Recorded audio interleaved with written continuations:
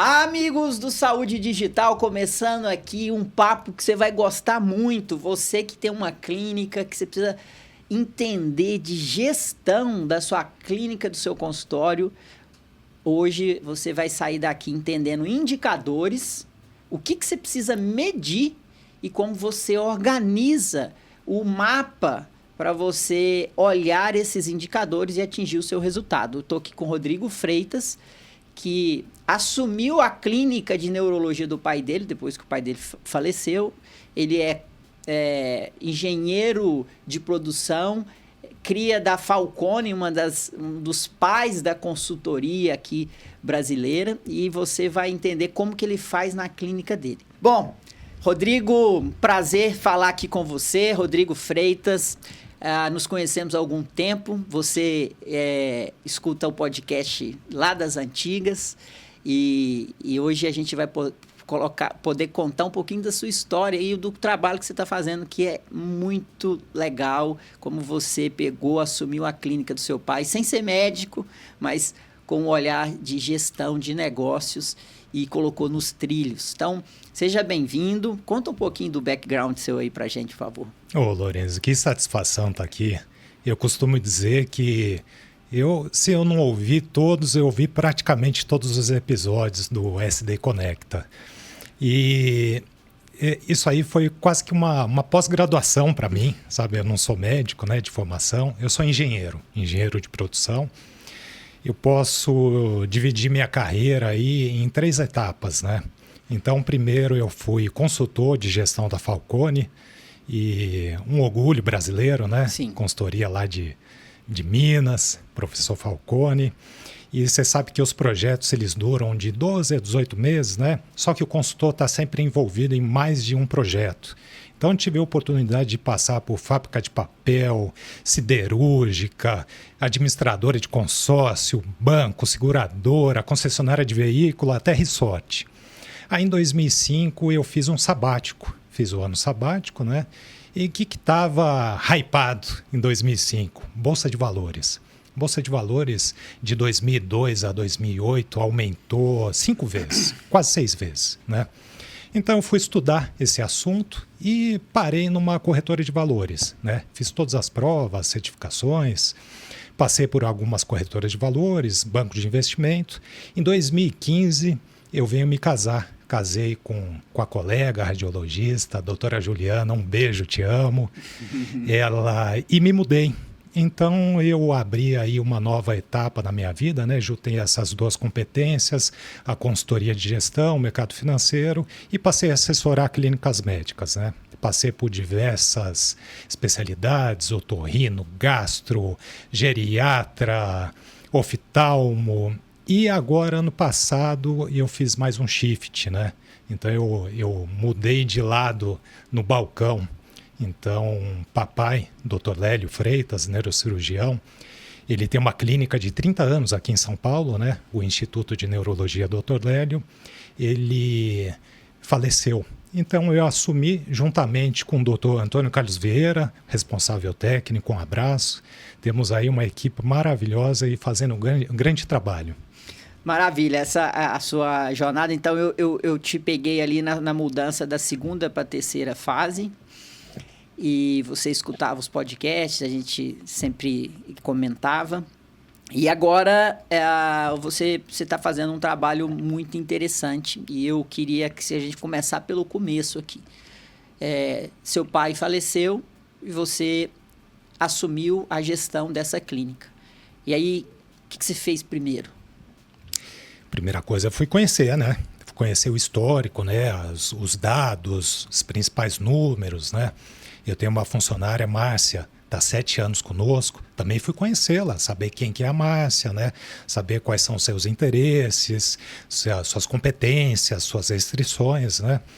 E então eu comecei a organizar o corpo clínico, né? O doutor Antônio Carlos, ele vem para São Paulo, ele é de Rio Claro, vem para São Paulo aí 2 vezes por mês, né? tem outros colegas, esses colegas eu fui entrevistando, conhecendo, e então qual que é o principal papel da clínica, né? É juntar a demanda, né, aos pacientes que vêm marcar as suas consultas, né, os seus exames, suas cirurgias, juntamente com os médicos que vão atender esse fluxo, né? Então, basicamente, isso aí que eu fiz inicialmente. Conhecendo você como bom gestor, teve escola na Falcone, você falou assim, opa, agora é que eu preciso retirar atritos, melhorar processos nessa clínica. E aí, você montou toda uma gestão de, primeiro, eu tenho que ir atrás dos médicos, porque só o seu pai atendia, né? A clínica fica no Instituto Dr. Lélio, fica na Avenida Angélica, aqui no bairro Nobre da cidade de São Paulo, 2 salas, e você não tinha ninguém para atender lá. Então, primeira coisa foi ir atrás de médicos nichados. Eu acho que a primeira coisa que você acertou, na minha opinião, e sabiamente, que eu vejo um ponto de dificuldade dos médicos, é o seu foco. Você tinha um imóvel na Avenida Angélica, você tinha uma carteira de clientes de neurologia de 30 anos, e agora o médico acabou, não tem mais médico, mas tem a carteira e tem o nome do seu pai. Então você poderia falar assim, não, vou abrir uma policlínica aqui, eu vou alugar sala para qualquer médico de qualquer especialidade atender aqui, mas você não fez isso. O que você fez? Perfeito.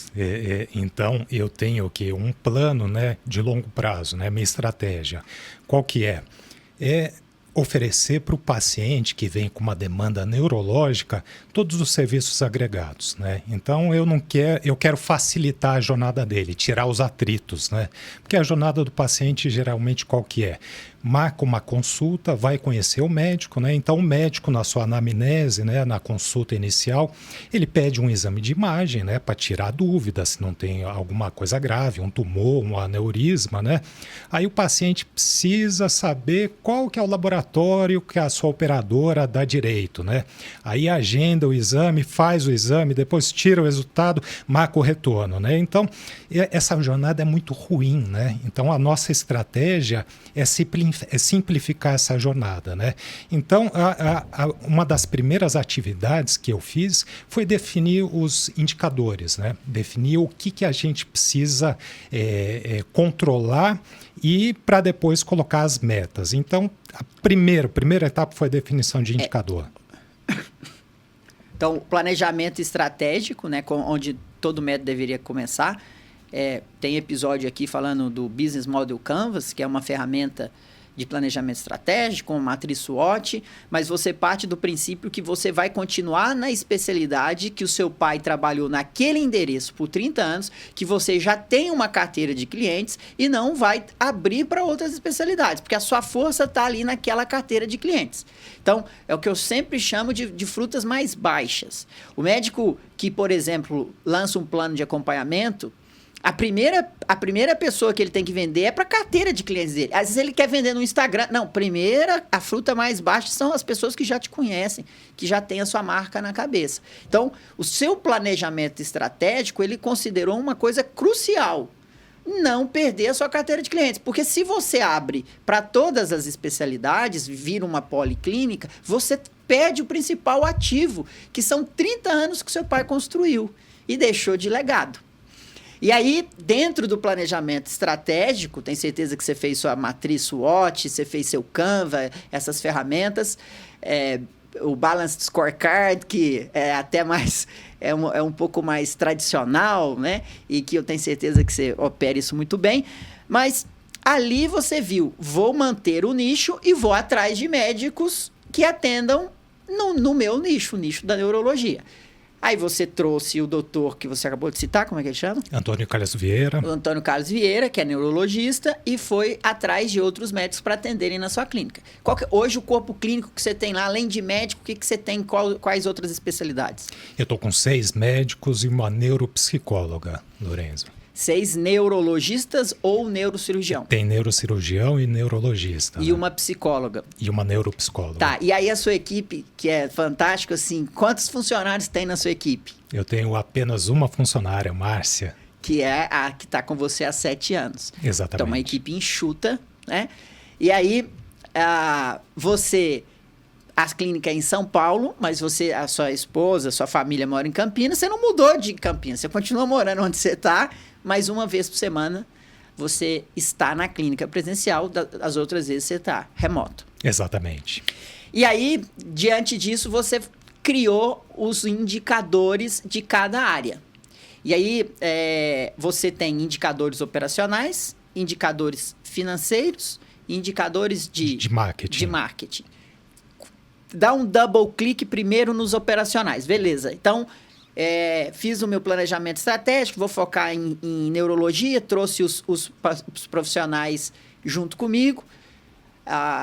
E aí agora eu vou destrinchar isso em indicadores, né? Operacionais. Fala um pouquinho. Perfeito. Então, o serviço prestado lá na clínica são as consultas realizadas, né? Então, esse é meu principal indicador, né? Consultas realizadas. Aí, eu tenho também as desmarcações, eu acompanho diariamente as desmarcações e as faltas. Qual que é a diferença, né? Desmarcação, o paciente avisa até um dia antes. E as faltas é o no-show, né? Ou se o paciente avisa no próprio dia.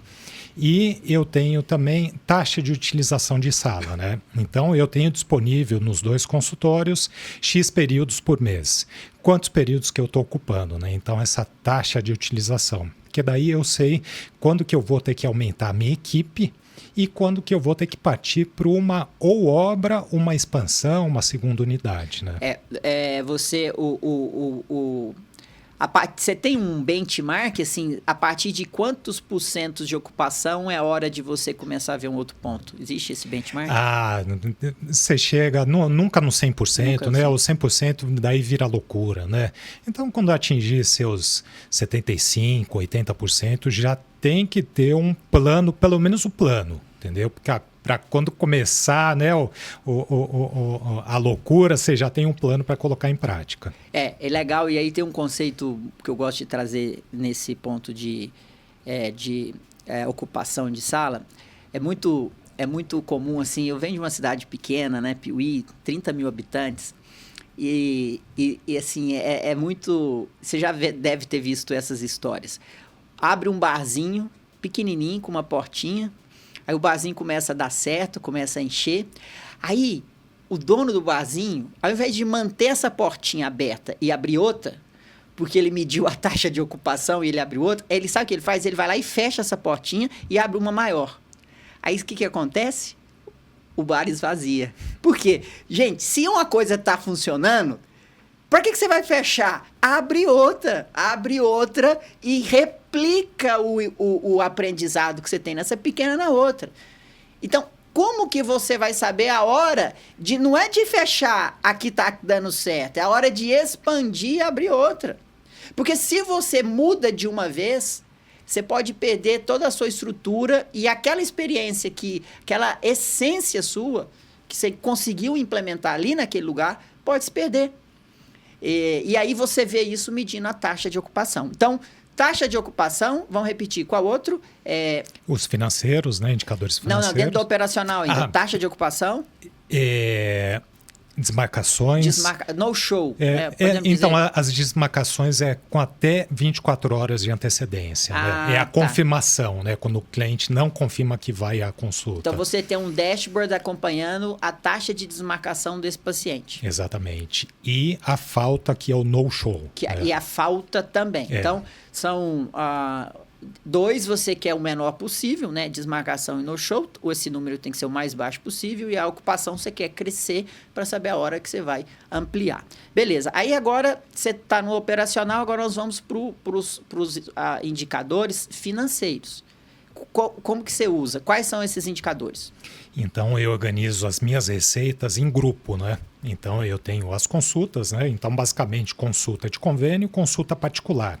Aí, eu também tenho a minha linha de psicologia, né?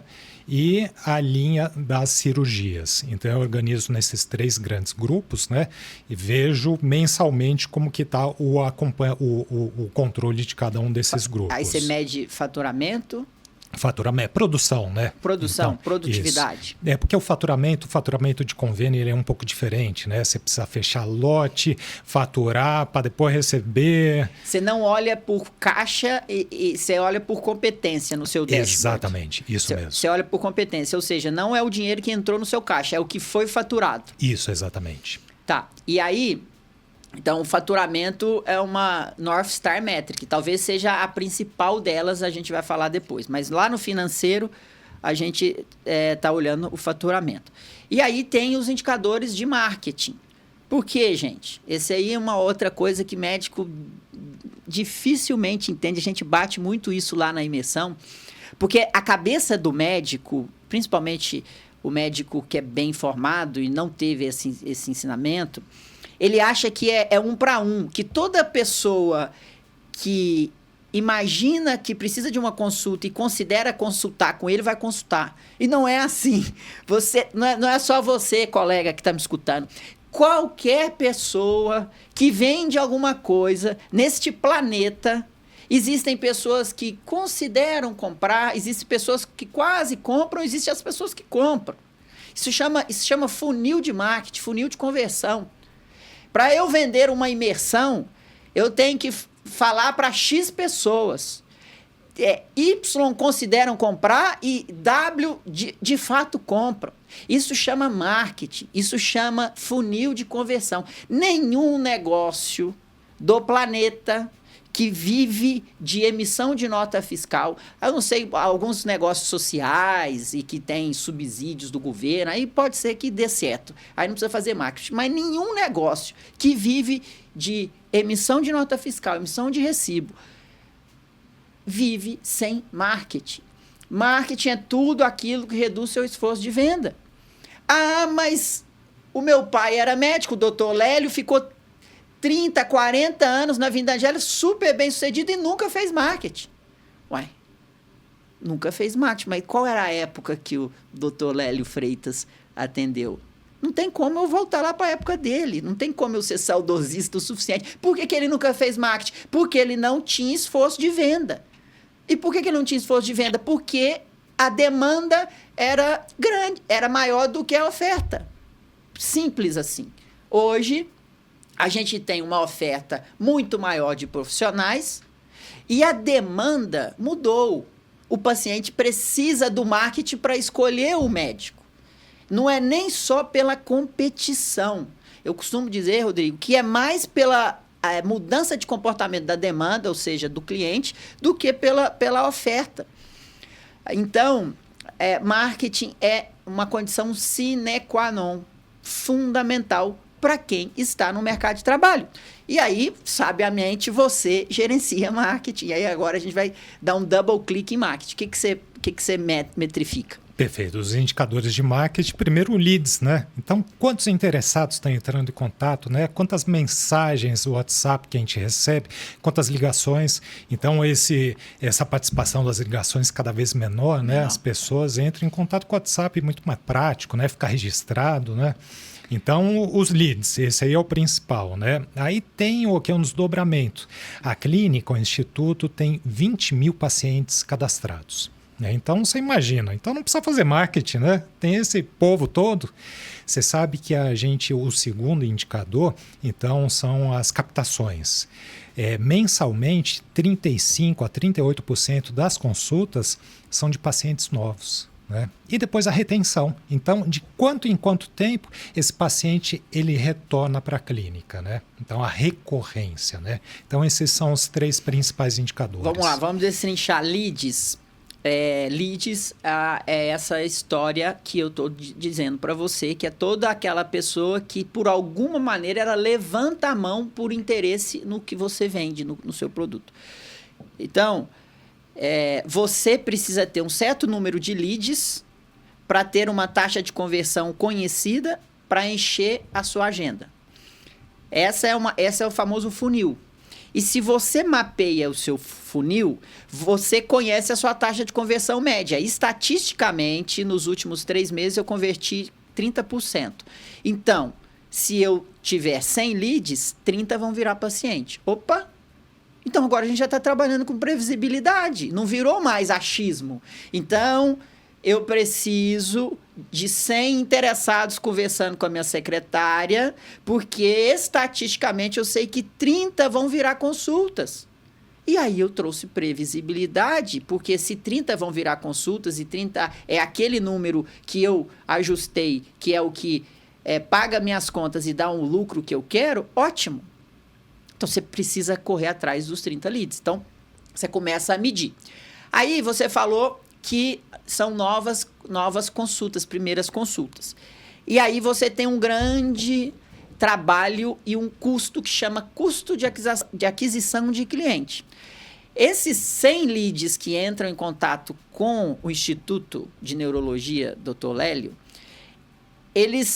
existe um preço, um custo para eles entrarem. Não é de graça. Não ache que as pessoas que estão entrando em contato com a sua clínica, elas estão vindo de graça. Existe um preço, um custo. Ah, mas eu não estou vendo. Tem o custo do seu bom atendimento, que é o boca a boca. Tem o custo da sua reputação e da sua autoridade, que é o médico que te conhece, que está indicando o paciente. E tem o custo das redes sociais, do tráfego pago, que são canais de aquisição para você. Então, hoje, desses 30% de novas consultas, a maior parte vem de onde? De qual canal de aquisição? Vem no tráfego pago. Tráfego pago, Bem. Beleza. E aí, qual que é o seu CAC? Ou seja, a cada R$1 que você investe, quanto que você traz em consultas? Qual que é a métrica que você pode falar para a gente? Ó, esse retorno, né, eu estou por volta de 4-1. Lorenzo, então para R$1 gasto, eu retorno R$4. R$4. Maravilhoso, isso aí é fantástico, isso aí é um número maravilhoso. Aí vem um outro conceito, mas como que o Rodrigo conseguiu isso, né? Ô Rodrigo, você tem aí uma equipe, uma agência de marketing, um gestor de tráfego, como é que faz para conseguir esse número aí? O Lorenzo, minha época de mineirice, né, de Falcone, eu fiquei muito desconfiado. Eu faço tudo, né? Então, eu parto da premissa o seguinte, que você só pode cobrar, né, quando você conhece um determinado assunto. Então, eu fui atrás, conheci. Hoje, eu que faço as campanhas, eu que faço o tráfego. E mais para frente, eu posso até terceirizar isso aí, sabendo o que eu vou cobrar, Perfeito, e qual que é a estratégia que eu quero que seja percorrida. Perfeito, cara. E aí, médico que está nos ouvindo, não é que você precisa fazer o tráfego pago, mas você precisa conhecer. É por isso que eu me encanto tanto pela educação. A educação, ela dá esse poder para a pessoa de ter a autonomia. Porque um médico que ele não entende o que a gente está falando aqui, ele provavelmente já sabe que o número de pacientes que está entrando na consulta, ele diminuiu. Então, ele já sabe, às vezes não, mesmo sem medir, que as pessoas que estão conversando com a secretária dele diminuíram. E ele fala assim, então eu vou fazer tráfego pago. Aí ele faz o quê? Ele vai lá e contrata uma agência, mas não gerencia essa agência. Por que ele não gerencia? Porque ele não sabe o que pedir para a agência. E aí a agência, o que acontece? Ela é montada assim, e eu não sou contra a agência. A agência, ela ocupa um lugar muito estratégico na sua atividade laboral. Agora, se você não souber, escolher o seu prestador de serviço, / a sua agência. 2, definir o escopo que você vai pedir para o seu prestador de serviço para a sua agência. 3, medir se ela está entregando conforme você definiu ou não. Então, não adianta você contratar uma agência e não é culpa da agência. É culpa sua, que está delegando uma atividade que deveria ser sua. Você não precisa ir lá e fazer o tráfego pago, mas você tem que saber escolher. 2, escrever ou demandar o escopo. E 3, medir o que você quer. Quando você tem isso, você tem a agência na sua mão. Ninguém mais vai te enganar. Você não vai falar assim, não está dando resultado. Porque se não der resultado, você vai lá e troca. Até dar resultado, né? Hoje você faz esse seu processo e nesse seu processo você dominou a situação, dominou toda a lógica desse processo. Então, a partir do momento que faltar braço, você não tem dificuldade em contratar uma agência. Você sabe, interessante, Lorenzo, foi há 2 anos, eu trabalhei numa rede de oftalmologia, né, de clínicas oftalmológicas, uma rede grande do interior de São Paulo, 3.500 consultas por mês. Então, 3 médicos sócios, né, e tinha uma agência, tem uma agência de marketing, né? E a dúvida era sempre o seguinte, então essa rede tinha canal no YouTube, Instagram, podcast, Facebook, daí vamos entrar no TikTok, né? Daí eu falei, calma lá, gente, por que vocês estão atirando para todos os lados? 3.500 consultas por mês tem um N interessante. Eu disparei uma pesquisa, né, através do Google, né, e perguntando qual que é o canal, a mídia que você mais utiliza. A gente chegou que era Instagram. Chegou à conclusão que era Instagram. Então, para que gastar dinheiro com YouTube, com TikTok, com Facebook? Essa está na parte do escopo, né? Está na parte de definir o escopo. Porque provavelmente a agência vai querer te vender a atuação lá no TikTok, porque é mais trabalho para ela. É mais uma conta para ela comprar. E, cara, ela está no papel dela de vender. Não estou contra. Mas se você não sabe definir o escopo, se você não tem um controle da situação, você não consegue dar o próximo passo. E, gente, não tem como sair disso. O médico agora, ele entrou não tem como ter saudosismo e falar assim, eu nunca precisei fazer isso. Então, se você não fizer, você está vulnerável. Que entram 2 conceitos, né, que são importantes também, a definição da persona e do ICP, né, do público-alvo. Então, o médico que não sabe isso está perdido. Está perdido. Então, define a persona, define a estratégia e faça o seu. Então, a gente já viu que o seu custo de aquisição está excelente. E aí você trabalha um outro ponto que é o LTV, Lifetime Value, que é a quantidade de dinheiro que o seu paciente deixa na sua clínica ao longo do tempo. Que você mede isso pela retenção, a taxa de retorno desse paciente. E como que você tem visto esse KPI do LTV? Perfeito. Então, eu contratei agora, mês de abril, um ERP novo que tem um robozinho do WhatsApp agregado, né? Então, todas as mensagens de confirmação, elas são automatizadas. Eu tirei essa atividade da secretária, né? Então, eu liberei tempo para ela atender direito, olhando nos olhos, ouvindo com carinho, né? Então, esse mesmo robozinho do WhatsApp, 25 dias depois que a consulta é realizada, manda uma mensagem automática. Lorenzo, tudo bem? Você veio em consulta com o doutor Renan no dia 25, você quer remarcar o seu retorno? Então, essa é a primeira atividade. A segunda atividade foi a elaboração de um plano de tratamento de enxaqueca de 6 meses. Porque 30% de todo o fluxo lá na clínica do Instituto são enxaqueca e cefaleias. Então, eu juntamente com os médicos, a gente desenhou um plano de tratamento de 6 meses. Bom, esse aí nós vamos abrir um parênteses aqui, porque eu quero te perguntar se escutar o podcast Saúde Digital te ajudou a montar. Demais. Foi fundamental. Nada mais é que é um plano de acompanhamento que você faz para a sua... Olha aqui que legal aqui, nossa audiência precisa entender. Ao ensinar o plano de acompanhamento, Rodrigo, eu desenvolvi uma metodologia que é o seguinte. Primeiro, qual que é o objetivo? O objetivo do plano de acompanhamento que eu ensino é aumentar o faturamento do médico. Mas é porque é isso que eu acredito. Tem outras escolas, tem outras coisas que vão te ensinar outra coisa. Aumentar o faturamento do médico. Sem problema nenhum. Com ética. Com ética. Por quê? Porque é aí que eu consigo devolver o brilho nos olhos do médico. Porque o médico que não tem faturamento, ele não consegue tratar o paciente bem. Não existe sacerdócio. A menos que você venha de uma família, tem uma herança, aí você vai fazer sacerdócio. Mas se você precisa pagar suas contas, o médico que não constrói um modelo de negócio para ele trata mal o paciente. Então, o que eu defendo? Que o objetivo do plano de acompanhamento é aumentar o faturamento do médico. É isso que eu ensino. Desse objetivo, como que eu chego lá?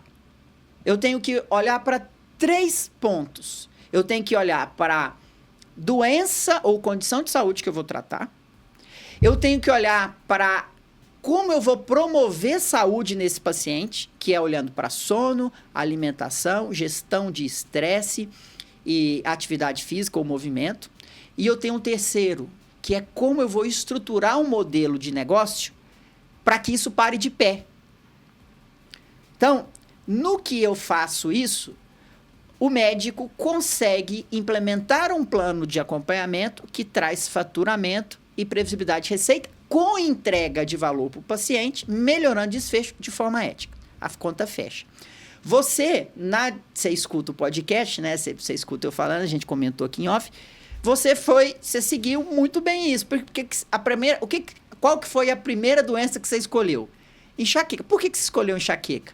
É de maior prevalência. É a maior prevalência e é uma doença crônica.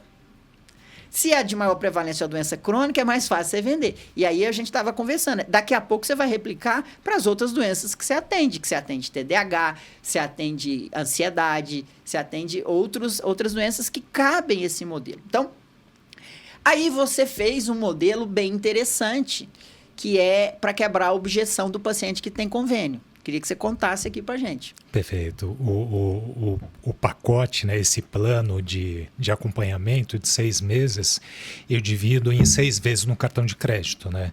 Então, porque é aquela história para não gerar dissonância, né? Se eu estou oferecendo o serviço de 6 meses, o paciente paga em 6 vezes. Perfeito. Né? E então o paciente, quando tem a operadora, o convênio médico, né, ele pergunta, mas eu posso reembolsar? E as consultas do neurologista, né? Eu faço o quê? Um desconto. O valor que eu recebo da consulta da operadora, eu desconto no valor desse plano de 6 meses do paciente. Você retira da mensalidade do paciente o valor que você vai receber da operadora, que é justo o paciente pagar porque ele vai usar o convênio dele. Exatamente. Então, a sua margem de lucro está mantida. E não tem sobreposição. E não tem sobreposição e é ético e é legal, porque o que você oferece para esse paciente não está no rol de procedimentos coberto pelo convênio. Exatamente. O que você fez? Você pegou a condição de saúde enxaqueca, olhou para os pilares de entrega de valor, que é justamente o que o convênio não oferece, o rol. E você encontrou um modelo de negócio que dá sustentabilidade para isso. Exato. Então, essa é a mágica, não tem segredo nenhum. Não tem segredo nenhum. Isso é entrega de valor. Isso é Michael Porter,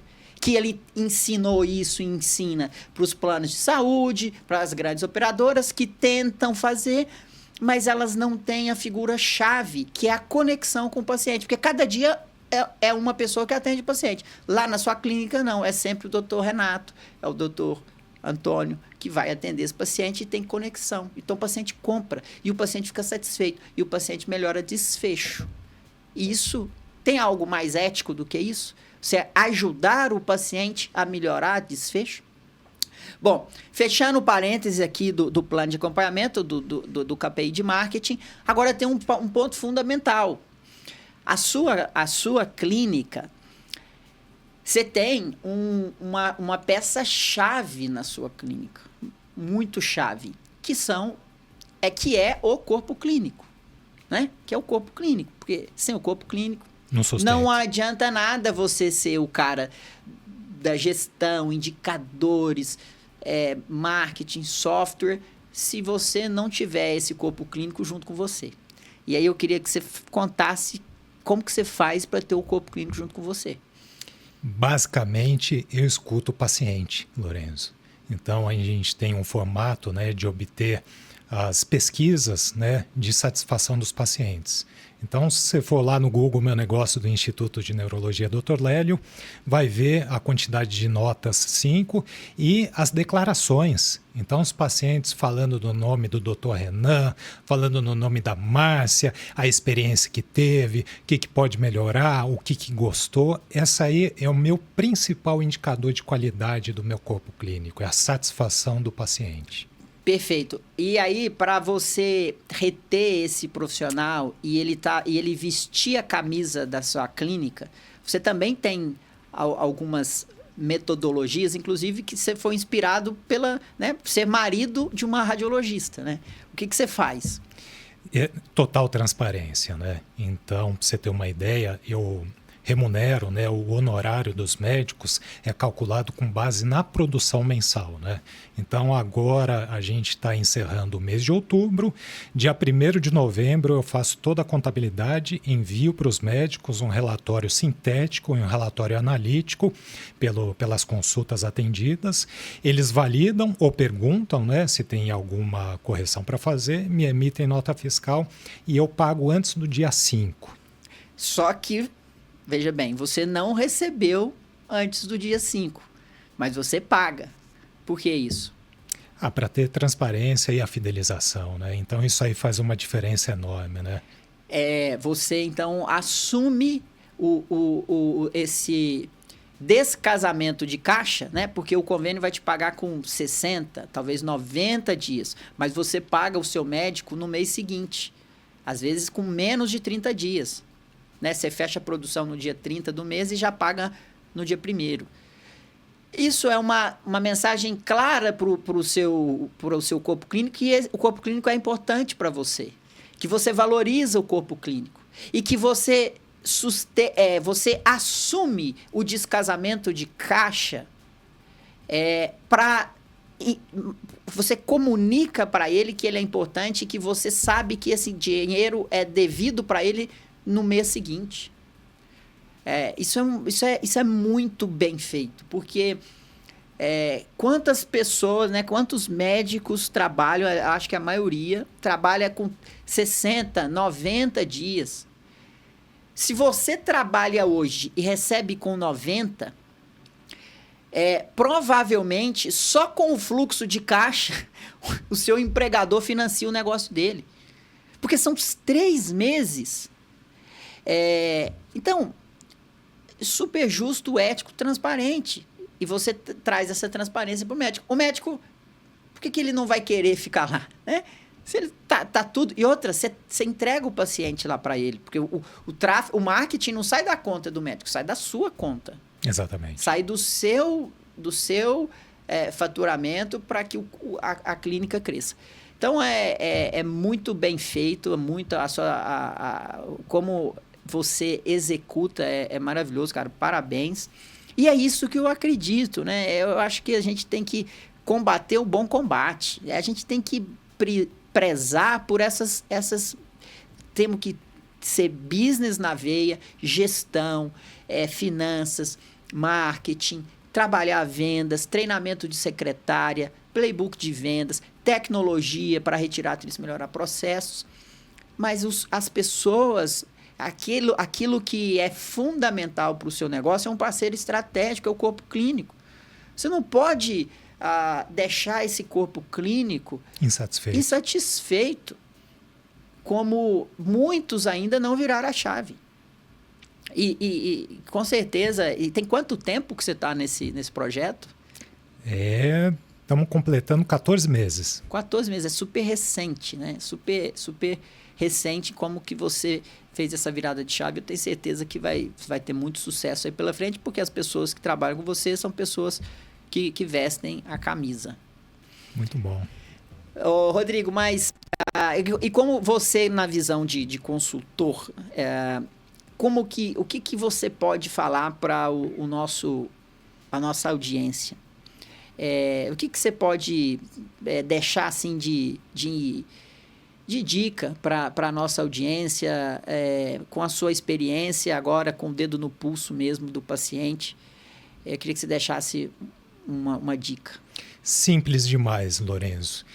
Separar o CNPJ do CPF. Esse aí é o primeiro passo. Sabe? Então, quando o médico entender que a atividade dele tem que ser remunerada, mas só que o lucro ele retira do CNPJ, quando virar essa chave, ele vai assumir uma série de responsabilidades, até mesmo pela estruturação desses indicadores, sabe? Que são fundamentais para saber a saúde da empresa, né? Então, o formato, o exame de sangue da empresa, ele é feito através dos indicadores. Quando o médico entender e separar o CNPJ do CPF, esse aí é o primeiro e grande passo do médico. É fundamental, eu vejo médicos, principalmente aqui na nossa mentoria, médicos que faturam 250, 300 mil e não separou a PJ da pessoa física. E aí você pode falar, mas ele está faturando muito. Mas não é a melhor maneira, não é a melhor prática.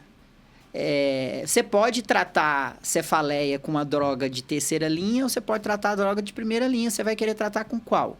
Considerando que seu paciente tem condição de comprar. Você, médico, o médico ele não negocia o melhor tratamento para o paciente. E no mundo de hoje, ele não pode negociar as melhores práticas do negócio dele. Eu acho que você foi bem simples, mas esse talvez seja um passo crucial e muitos médicos não deram esse passo ainda. E não quer dizer que o seu faturamento está bom e você não precisa dar o passo, porque ele poderia melhorar. Porque no momento que você enxerga que o faturamento é fruto da sua atividade de pessoa jurídica, você vai tratar aquela entidade ali com indicadores, com números, para remunerar cada vez melhor a sua pessoa física. Quando está no mesmo balaio tudo misturado, quais são os seus indicadores?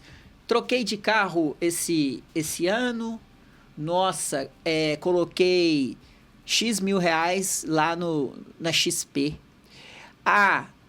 Esse ano não deu para viajar. Nossa, o supermercado tá caro, estou gastando mais no supermercado. Porque muitas das vezes não tem indicadores na pessoa física também. Então, é tudo na base do achismo. E isso impede o crescimento do negócio. É como se você estivesse deixando dinheiro na mesa. Concorda? Só vai ser uma postura reativa, né? Não é passiva, né? Não é ativa. A pessoa que tem gestão dos indicadores consegue o quê?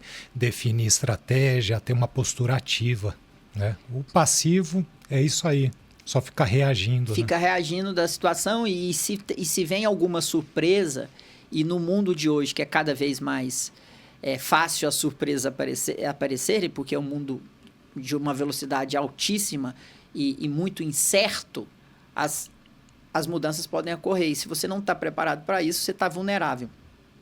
E aonde qual que é o seu roadmap aí do Instituto? O que você está planejando? O que você tem aí na sua cabeça? Agregar, primeiro, aumentar a minha taxa de ocupação, né? Eu estou com possibilidade de aumentar a ocupação. Quando eu chegar lá pelos 75%, 80%, eu vou pensar numa segunda unidade, né? E agregar serviço, agregar ticket médio e agregar satisfação de paciente e de corpo clínico. Que é a entrega de valor, né? Você só justifica o preço entregando valor. Então, se você agrega serviço, entrega valor tanto para o seu parceiro estratégico, que é o corpo clínico, quanto para o paciente, esse negócio é sustentável, esse negócio é perene, e ele vai persistir ao longo do tempo. Isso aí, parabéns pela execução, parabéns e pela vontade, né, de ter assumido um legado do seu pai, que eu acho que isso também mantém vivo o nome do seu pai, mantém vivo a atividade, apesar de você não ser médico, você tem um irmão que também não é médico, mas mantém vivo o sobrenome, o legado, a carteira, e com qualidade, e com excelência. Eu acho que isso é maravilhoso, cara. Isso aí é uma energia pra gente. Você pensa nisso, assim, isso te move de manter vivo o legado do seu pai? Lorenzo, diariamente. Você sabe que quando eu tô aqui em São Paulo, né, eu venho 1, 2 vezes por semana, e eu gosto muito de circular na recepção, conversar com as pessoas. Então sempre tem um ou outro paciente que era paciente do Dr. Lélio, que conta as histórias, e a gente ri e chora. Isso aí é uma energia danada, viu? Muito legal, cara. Muito, e eu também diria que é uma dica aí para os médicos que têm filhos já numa idade que permita. Chamem os filhos de vocês para participarem do negócio de vocês. Eu sou professor na São Leopoldo Mandic, então eu convivo com alunos, futuros médicos, muitos deles filhos de médicos. E eu sempre estimulo, cara, vai acompanhar seu pai, chama, vai conversar com seu pai. Não, se o seu pai não te chamar, não espere ele te chamar, dê o primeiro passo. Porque às vezes o filho pode ficar assim, meu pai não me chama, mas dá o primeiro passo. Agora, se você é pai, traga o seu filho. Traga o seu filho. Eu tenho um dos mentorados que o filho não é médico. E ele me perguntou, o meu filho pode participar da mentoria? Eu falei assim, não pode. Deve. Seu filho tem 24 anos, provavelmente ele vai ser você, Rodrigo, no futuro. Vai ser um prazer. E agora eu falei, mas, eu cobro, vai ter que entregar. Porque isso é muito nobre, muitas das vezes, se você, pai, não pegar a mão do seu filho para ele te ajudar, você pode achar que é difícil, você vai gastar tempo mesmo, mas quer um tempo mais bem gasto de você deixar o seu filho assumir um legado que você criou. Mas a minha clínica é pequena. Que seja pequena. Ele é nativo digital, ele é jovem, ele pode te ajudar a entender de marketing, ele pode ajudar... Não é porque o seu filho não é médico, não está fazendo medicina ou não gosta de medicina, que ele não pode aprender com você. Tem tanta coisa hoje para ser feita, o mundo está tão... as competências, elas são tantas competências que a gente precisa para tocar um negócio bem feito, que... puxar o seu filho ou a sua filha, o homem ou a mulher, vai fazer bem para a família. E esse legado continua vivo. E você sabe que esse é um outro benefício de dividir a pessoa física da PJ, né? É cuidar da sucessão, Lourenço. Então eu vejo tantos médicos já maduros, sabe, que não tem perspectiva alguma, que personalizaram o negócio e não tem valor. Sabe, ele fala, não, eu vendo minha clínica, vendo meu consultório. Vende nada. Ele vai se substituir, você entendeu? Vamos pegar o caso do seu pai, né? Se você não assume com esta cabeça, o valor da clínica do seu pai era o imóvel que estava lá. Exatamente. Né? 14 meses depois, você tem o valor do imóvel, mas o valor de uma carteira faturando e crescendo. Isso. Quanto que você não valorizou? E você que tem um consultório, pode ser um consultório, um funcionário e emite nota fiscal, isso cabe para você. Não pense que não cabe, não pense que não é para você. É para você, porque você está no mercado de trabalho, você emite nota fiscal e você tem que entregar valor para o seu cliente, para você ser cada vez mais competitivo. E para isso você precisa dessas novas habilidades. Sensacional, cara. Parabéns. Obrigado por compartilhar aqui conosco. É uma satisfação. Valeu. Tudo de bom para você, viu? Um abraço. É isso aí, pessoal. Então, falamos aqui uma aula de como você pode olhar para o seu negócio médico. Obrigado e até a semana que vem.